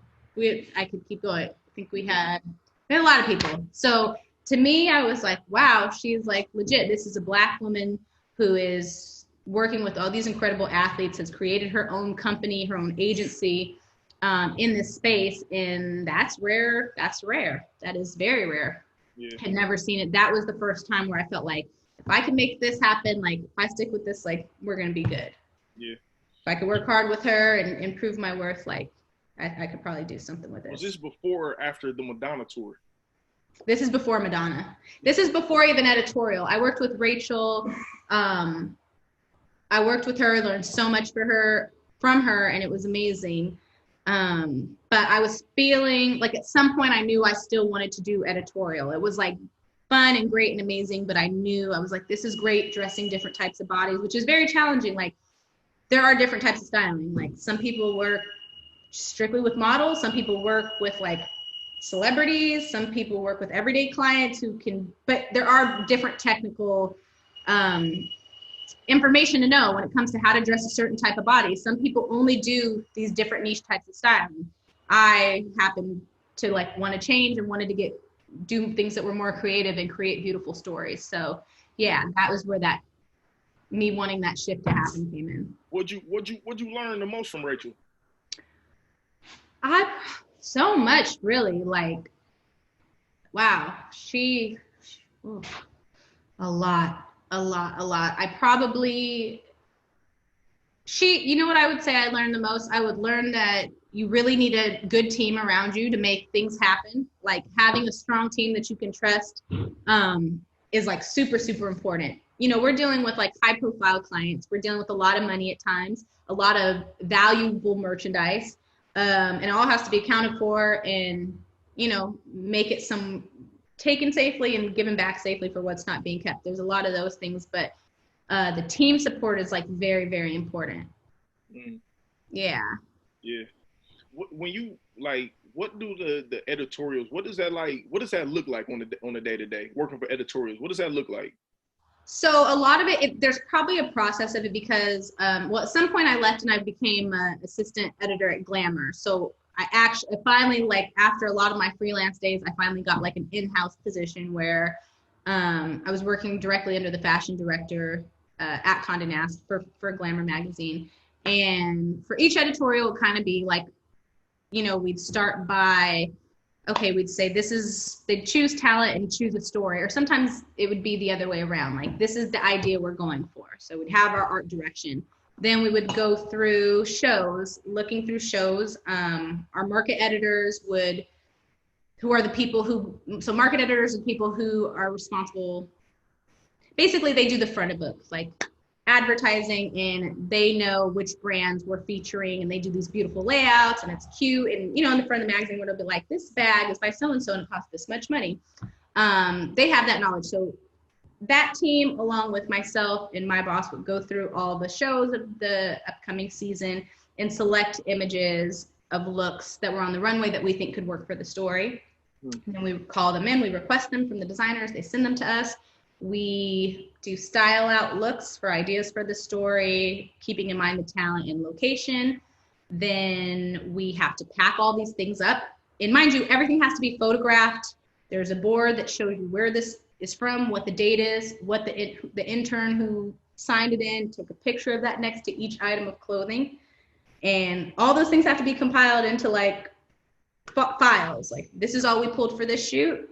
Has to be packed up, transported to whatever location/locations there are, packed back up, sent back, and it's a whole thing. It's just like over and over and over. That's a lot.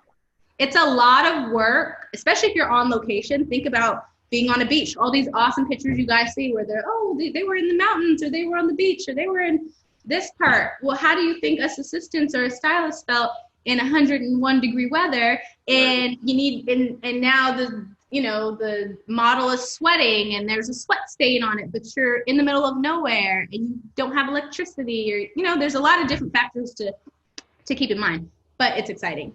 Yeah. How is Every it? day is different. How is it being a creative, working with other creatives? Because like today you do a lot of stuff with G-Eazy. Yeah.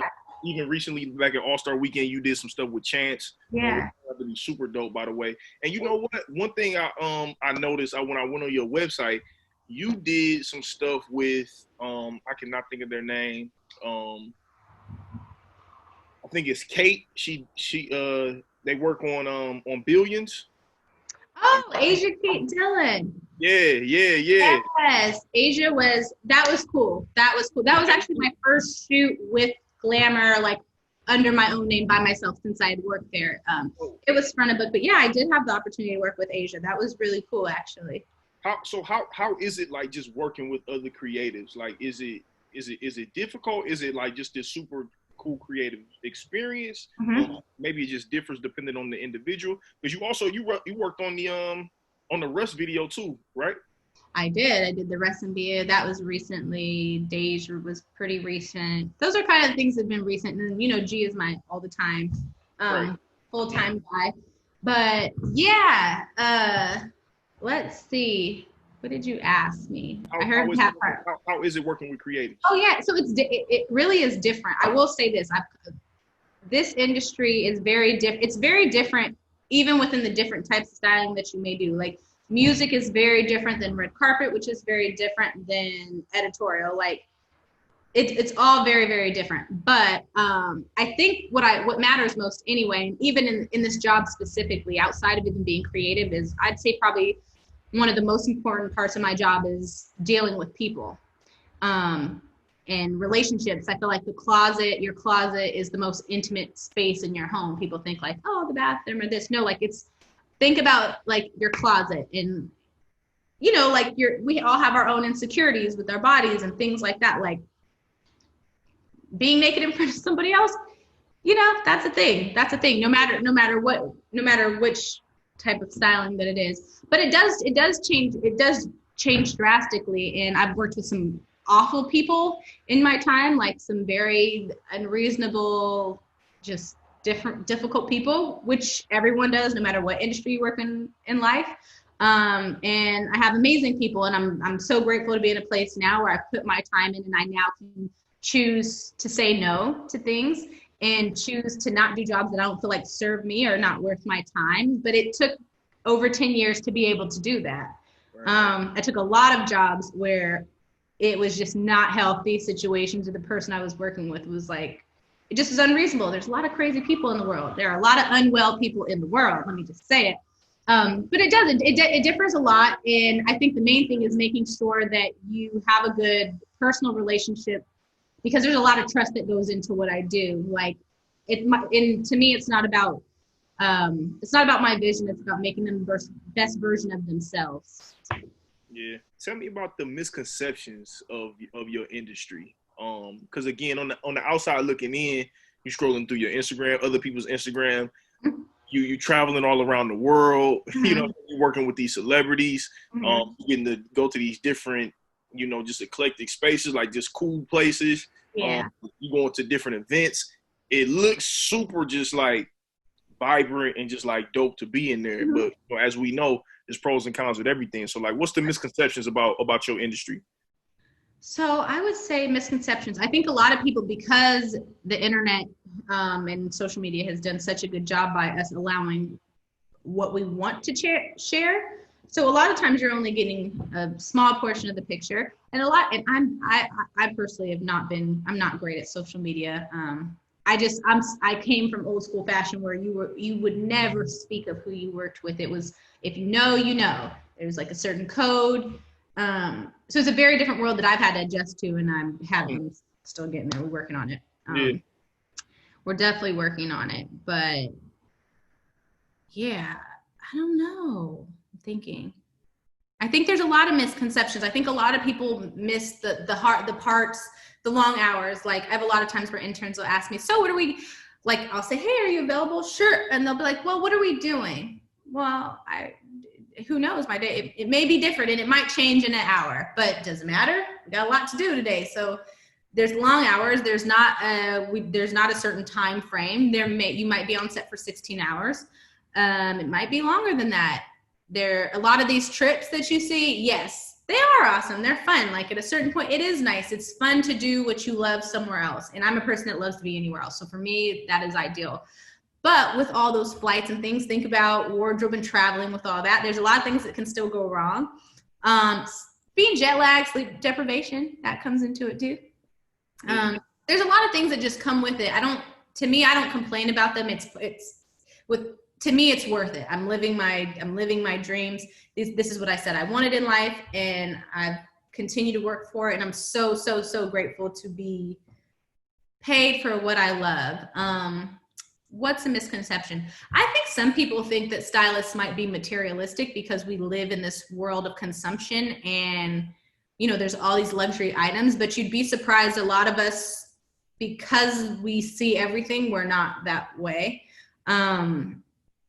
Like, we see a lot of things in the industry. We see a lot of waste. So a lot of us are extra mindful about being environmentally friendly or how much we're consuming, or just being responsible. I feel like a lot of people feel like a lot of fashion people are elitists. And I mean, I don't know. Maybe you should tell me, what are some things or stereotypes or things that you think about people in the fashion industry, and maybe I could debunk them. I don't really know. So again, I think for me, and I told you this a couple of weeks ago when we spoke, like, I wasn't really able to, like, really appreciate and see the whole picture of you guys being creatives and stylists until I seen you in your own element. Like, to me, I think on the outside looking in, you speaking from my own experience, it looks like, all right, I'm working with people, I get them their clothes, what they need. I'm just kind of like serving needs. I can see it from a space of being a creative. Like, I never looked at it that way. I seen you guys in that space that time, and I just sat back and just watched and just seen how you guys would, like, you would look at something and you would say, and you would, like, literally do a couple movements and connect it with something else to make it look beautiful. Like, it's like something super simplistic, something super just small, and it was like, it was just done so, like, just, again, effortlessly. You know what I'm saying? I think that was, like, the biggest thing for me to be able to, like, understand is, like, it's not just dressing people. It's not just. It's definitely not. And, like, I work with different types of clients, so you really do have to, like, for me, I have to know how things fit on a body and why certain things work for this body type or not, and what's flattering or not. What materials might drape better. And then from a narrative standpoint, like, what story, if it's for a project that we're working on. For example, G just dropped, he released a new song today. He has a new project that's coming out soon, and we did new visuals for everything, and he's singing on it. The whole feel of this whole project is completely different, and that's somebody who has, like, a very distinct, we usually have, like, a certain, I wouldn't say formula, but he has a distinct look, right? So for us to go a totally different way, I'm now telling a different story that matches the mood and feel of this new music and new energy that he's putting out. So being able to hear that and know, I don't know, why this feels like a soft knit. Like when I hear this part of this feels like it should be a knit. I feel like it should be these colors. This is what this feeling is evoking. Like, there are things to connect to make it a bigger picture, and it's outside of me as just the stylist. Like, this is art direction, this is with photography, this is with himself and as a person and as an artist liking it or needing to feel connected to like whatever we're doing. So it's very much collaborative. There are some stylists who very much make it about their vision and the look for them, but I feel like it's very obvious.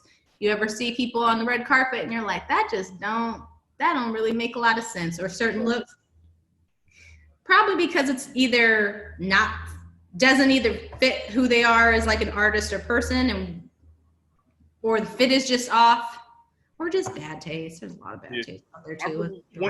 Another thing that I really have like an appreciation for you, and even DB, like when I had him on last week, like I really have a firm appreciation to you guys' attention to detail.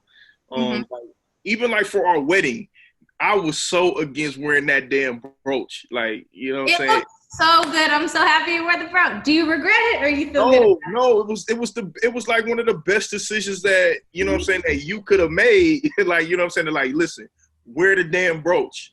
Really? Like, you know what I'm saying, I got so many compliments on it. Like, looking back on it, like like I look like the groom. I look like, you know what I'm saying? You can stand out. It was your day. I look like the man, you know what I'm saying, that was getting married that day. Like, even something so small like that, like I can really appreciate, you know what I'm saying? And again, I think a lot of it may even just come from like myself. Like, I didn't always even look at myself as being a creator or creative. But now, as I continue to get older and just evolve, I'm starting to just appreciate everybody's creativity. It just shows up in different ways. But I really appreciate you guys' attention to detail, you know what I'm saying? So well, thank you for trusting me. It was the right decision. It was. Anything that I am second guessing, you'll be like, listen, you better call your stylist. I'm like, all right. You know what I'm saying? Let me. Yes, you can have me on speed dial. It's all good all the time. That's cool. Listen, let me ask you this. Like, being young and even, you know, as you've gotten older, tell me like the impact and like the experience of just like traveling the world, and like, you know, how that has ultimately what that has meant to you, what that has done for you. The world to me. Like this, that has truly been the hardest part of this quarantine and COVID, and still I'm struggling. I'm not struggling to stay inside, but I am struggling to stay in the US of A. Like, I am ready to go. I love it. I'm so inspired. Like, I am a person who, I'm very much a product of my environment, and I really am mindful of my environment. So I love to be elsewhere. I like to take in, like, because, you know, it's different sources of inspiration. You don't know what that might come from. I might have saw somebody walking down the street, or maybe there's a certain, like, I don't know, certain things that are specific to a certain country that they do there. That's like, you just never know. You never know where you're going to draw inspiration from. And it doesn't even necessarily have to translate into apparel. It can be an idea for something else, something bigger, or even just like your outlook on things. But it means the world to me. Oh, I love being gone and being elsewhere and just learning as much as I can and enjoying being other places and other people and how they do things, because America is something else. Man, you ain't something else. You ain't lying. A lot of the time. You ain't lying. Listen, let me ask you this. You said a few minutes ago, you know, you still kind of come from like this OG realm of like stylish, and like, you know, where there was a certain code, there was certain things you didn't speak on, especially publicly. Yeah. Is there any one person that you have worked with that was like, it went much better than you may have thought, or it was just like an amazing experience, something that you really cherish with you today? Because like you said, G is your main guy today. Yeah. But is there anybody else, even if it's G, is there anybody specifically that you could point to that's like, yo, I love that experience working with this individual? There's two. Okay, so I would say there's two people. So one of the people that is a great experience is a woman named Ariane Phillips. Ariane is who I worked with on Madonna tour with. She's an Oscar-nominated costume designer. She is a boss. I am so grateful and like lucky to have been able to come up under her and for her to be a mentor of mine and trust me to work under her, because she is like huge in this industry. Like, and she's legend. Like, okay, we're talking, she's from 90s. Like, she used to be Courtney Love Stylist, which is how I actually got that job.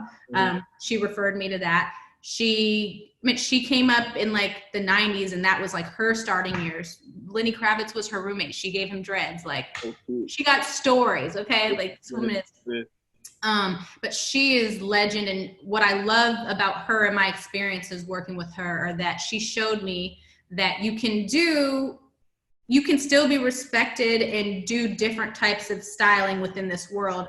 There were a lot of times where, because I switched, I told you I started in like music and entertainment. Like, that was initially where I started. Then I went to work with Rachel Johnson and worked with professional athletes. And like, that was our focus. I also worked with an amazing woman named Hallie Abrams in Ohio, she is like this amazing personal wardrobe stylist there. And she has a very large personal client base there.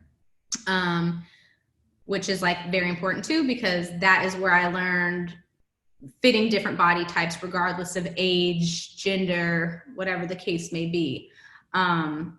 So anyways, to wrap that up, Ariane taught me, she worked for Vogue Italia. She did a lot of editorial. She's done films. She does music tours. So she was the first person that I saw, and I was like, wow, all this isn't for nothing, because I was getting to a point where the people that I came up with, that I worked with in fashion, well, when I switched, it's like starting all over again, because it's not the same contacts. It's not done the same way. It's a whole new set of people.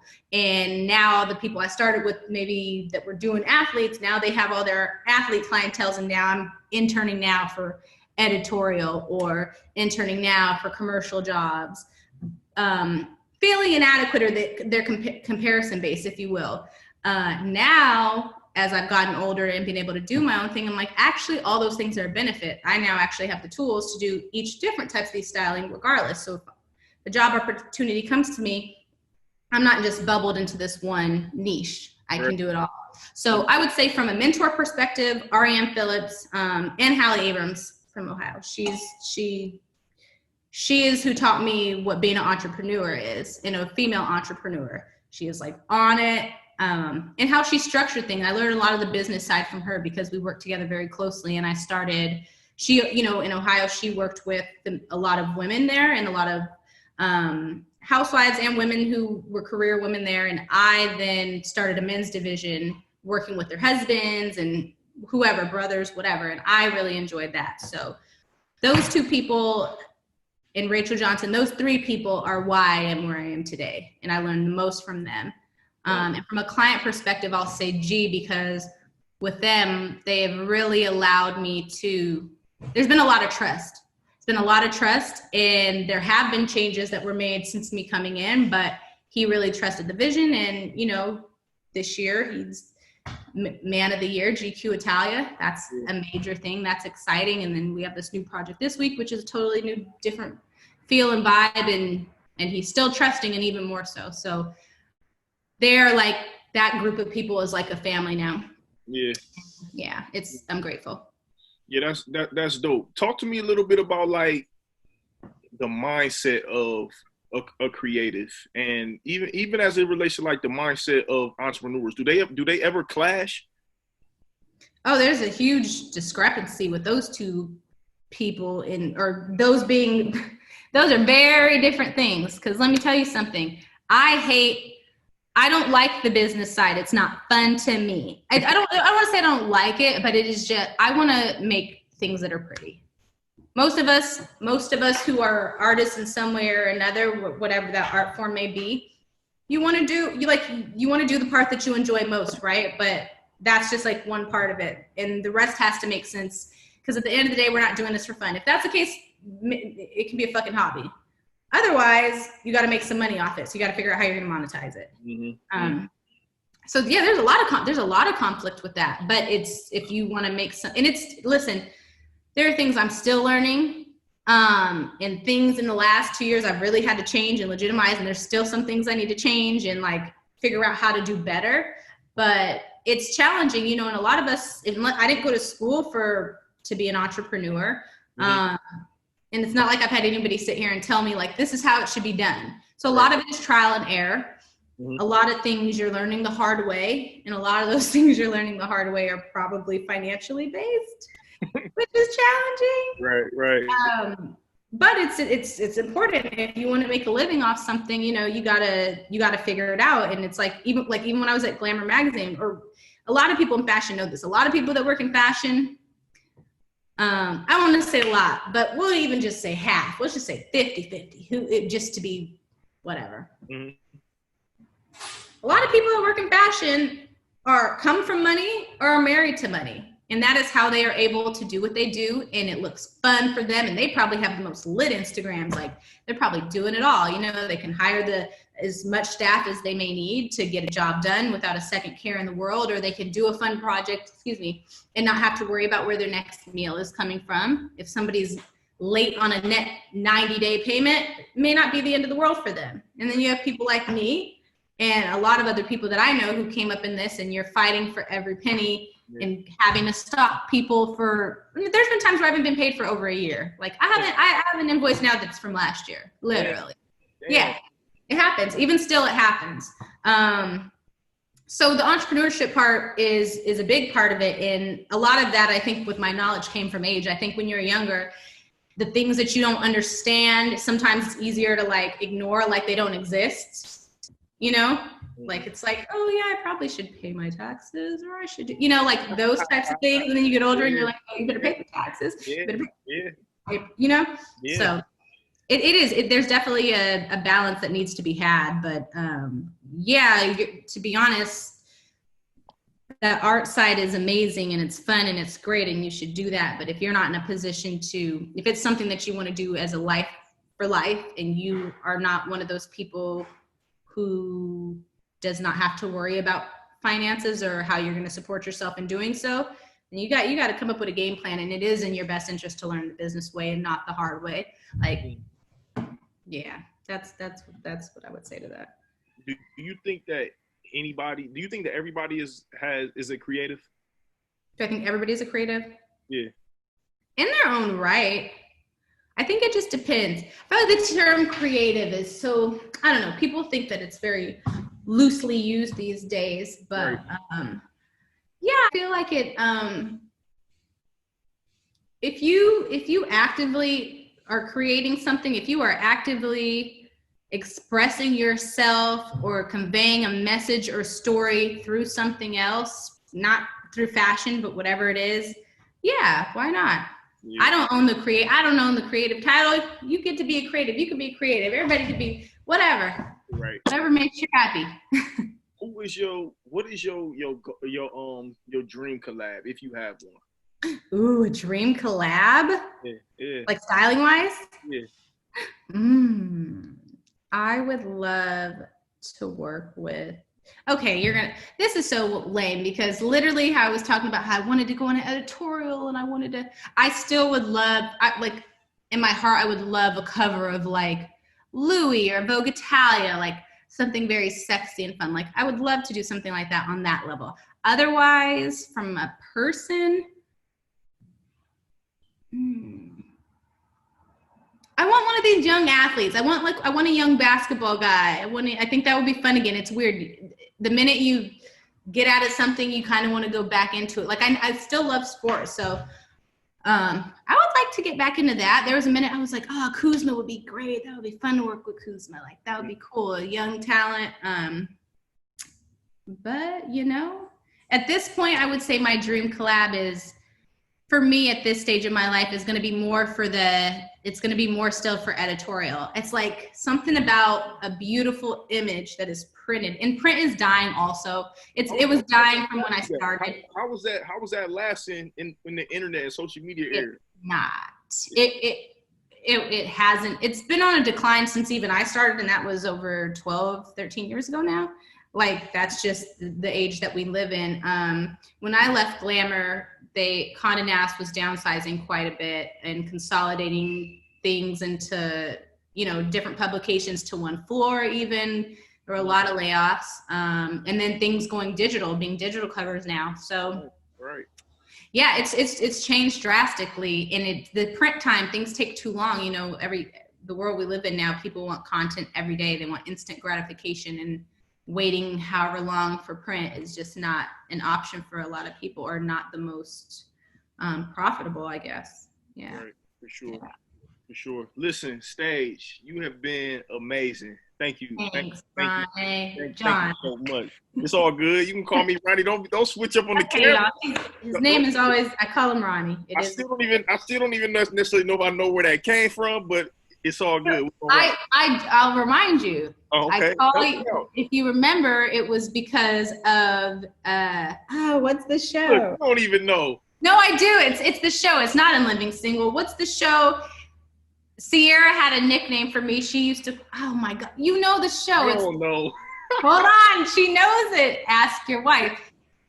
What's that show? They're in college. They're like college students, Black college students. Oh, Different World? A different world. Yeah. So you were Ronnie. Yeah, you were Ronnie from A Different World. Oh, yes. Okay. All right. Yes. She would call me, what's the girl's name? I can't remember say. I'm so forgetful today. This is bad. You talking about damn. You know who I'm talking about. Well. You talking about the light-skinned girl? Yeah. That's what she used to call me. And I was like, well, if that's me, then that's you and Ronnie. I hope his name was Ronnie. Damn.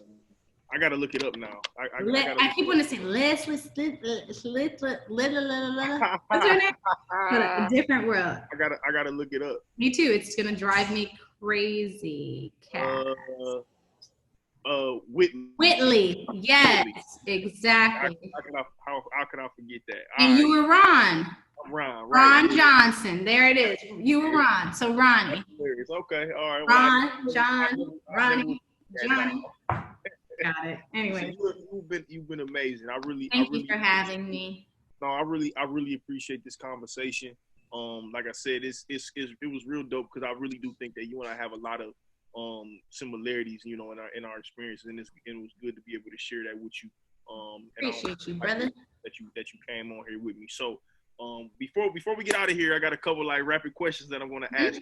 And then we get out of here. All right. So the first one is, I hate like the New Year's resolution thing. It's just real cliche, kind of corny, whatever. But I do like, you know, being intentional about things. So like, what are your intentions for 2020? I know that may be kind of funny because of this whole Corona thing and shit. Yeah. But what are your intentions for 2020? My intentions for 2020 are to really take advantage of empowering myself and creating a brand that I feel like I can, I would say creating a brand that I can be consistent with in terms of needing to put out content to like represent this brand, right? Branding is huge, of myself, because that's the world that we live in. I've had to adjust a lot of things. Not because of COVID, but just in general, like how I told you with social media. And right now, that is the way that this is how we're still getting jobs, right? So it's to do that, it's to empower myself, and it's to actually like still continue to put out work. It's like, it's just going to be different now, and figure out different ways of creating new streams of income too. Yeah. That's like really important. So I would say branding, finding new streams of income, and like empowering yourself to like do all the things you say you actually want to do. Like if this is an interest you have or that's something you want to try, then try that shit. Especially right now. Right. Yeah, that's a fact. I agree with that. What is your purpose, and how does that tie into what you are currently doing today? Yeah. That's a tough one. You know, a lot of people struggle with knowing their purpose, right? Mm-hmm. And maybe we all do from time to time. I think we have different phases in our life. As much as I love what I do, I still am very well aware that it's just clothes at the end of the day. It's fun, it's clothes. Yes, it can change your views on your confidence or how you feel about yourself. And there's like other factors that play into it, emotional factors that play into of why it may be important. But at the end of the day, I think my purpose really on this earth is just to share as much information as I've learned thus far. I feel like that's like a big thing. Maybe it needs to be some form of mentorship. What is the point of having all this knowledge and not being able to share or help someone else with it? And I'm a lover. I'm here to love. So how does that tie into what you're doing today? Are you intentional about making sure that you put people on as they come up, or just sharing certain information with them?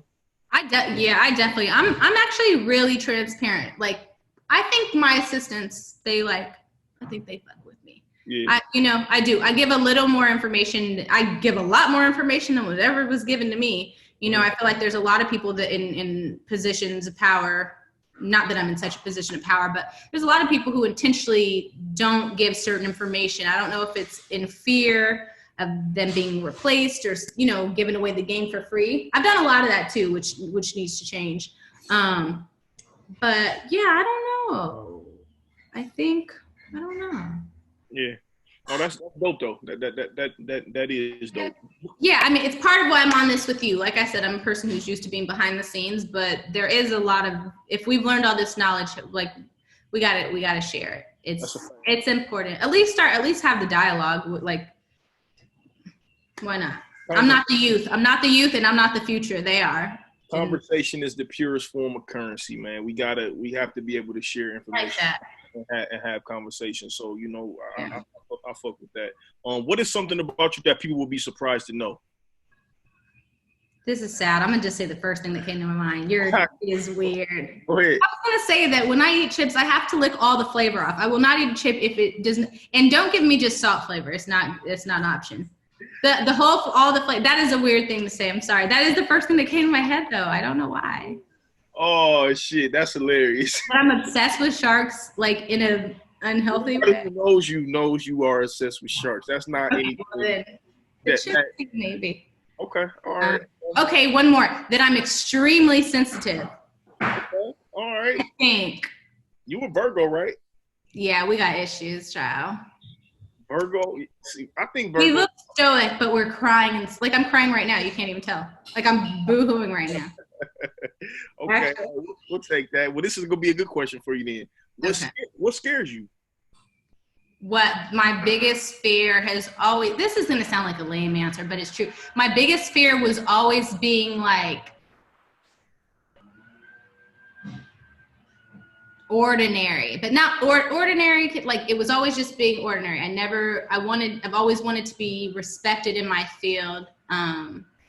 Because it is art and art is subjective for the most part. So everybody can have an opinion, but my biggest fear is always being like, just ordinary. Like I really want to strive to be extraordinary. I want to put out great work. I want to put out things that I am proud of.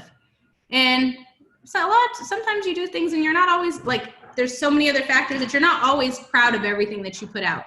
Or I'm also Virgo, so I'm also very much a perfectionist. So there's very little that I put out that I think is like, that I'm just like, oh yeah, that was flawless. Like rarely does that happen. It's always like, the bar is always being raised. There were things that once upon a time, there's like things that I've done now in my life that back then would have been the end all be all to me, would have been the world to me. And now I'm like, we could do better. Let's shoot higher. Yeah. What's your favorite quote? My favorite quote. Well, my favorite quote is actually a Bible verse. I know that's it's so holy. It's because I don't really know a quote, but I think it's important. So it's Proverbs 4:23. It's regardless of if you are religious or not, it has nothing to do with that. Mm-hmm. Guard your heart above all else, for it determines the course of your life.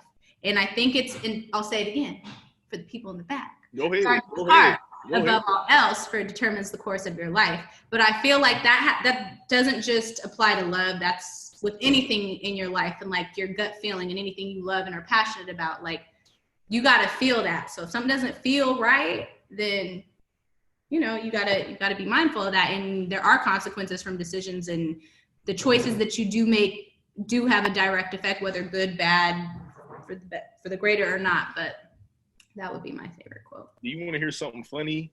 What? When I was talking to Sierra about you, she specifically said, that one? Stayj's favorite Bible verse, you should be Proverbs 4:23. And got it off the Bible verse. So to hear you say it today is so hilarious, but that's dope though.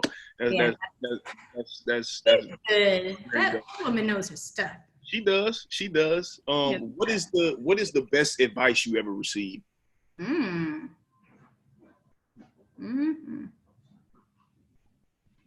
Be humble and sit down. That was really good advice. My mom gave that to me early on without giving that. No, but really, gratitude. there was a time when I was a kid, my aunt gave me $1 or something. I think it was $1, and I was like, took it and ran. And my dad, I got in so much trouble. He was like, "You say thank you," and I was like, "It's only $1." He was like, "I don't care if it's a penny." And I was young, but I was like probably like younger than 7, like, but that was like a really big thing. So I'm very, very, very, always very apologetic for any gesture that anyone does. That's gratitude is really important. Yeah, that's dope. If you could pick up the phone and call your 20-year-old self, knowing what you know today, what would you tell yourself?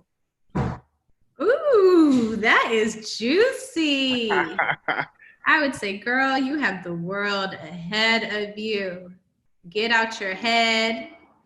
Get out your feelings.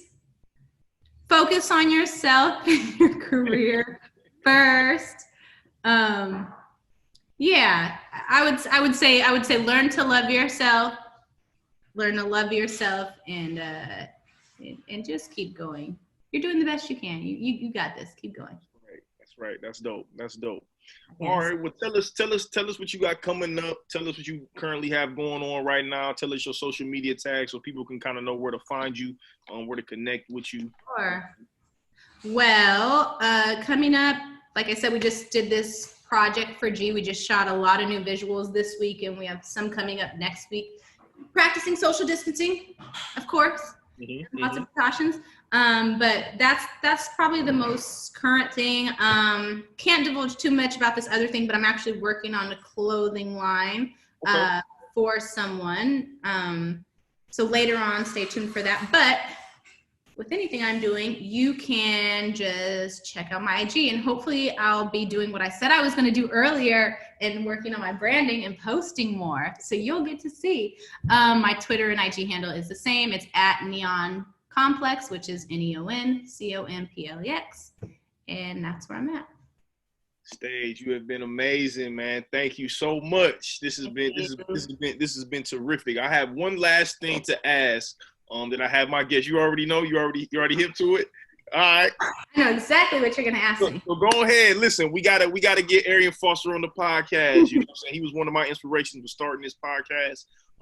As you know, he does. You know, he started as an athlete, doing a lot of stuff creatively and in music and stuff like that today. So he's a real interesting dude, man. I would really love to have a conversation with him. I think that him and I also have a lot of similarities, just being a super fan of this podcast.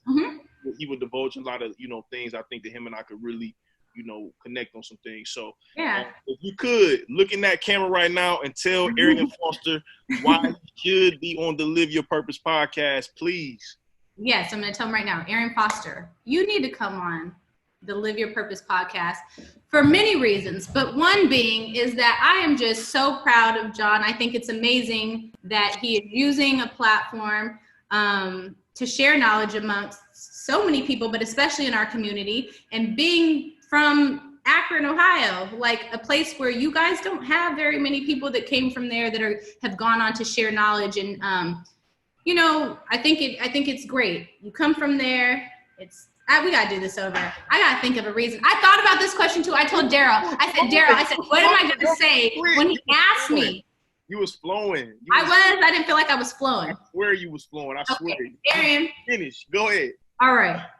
You gotta be on the Live Your Purpose podcast because we have John here, who is a wonderful young Black man from Akron, Ohio, who is sharing an abundance of wealth and knowledge collectively in bringing in people from the outside world to help give people a different perspective, not only on mental health, career, love, life, all the above. We're covering all the topics, and we're doing it within our own community, which is like very important. And we don't have a lot of that from this perspective.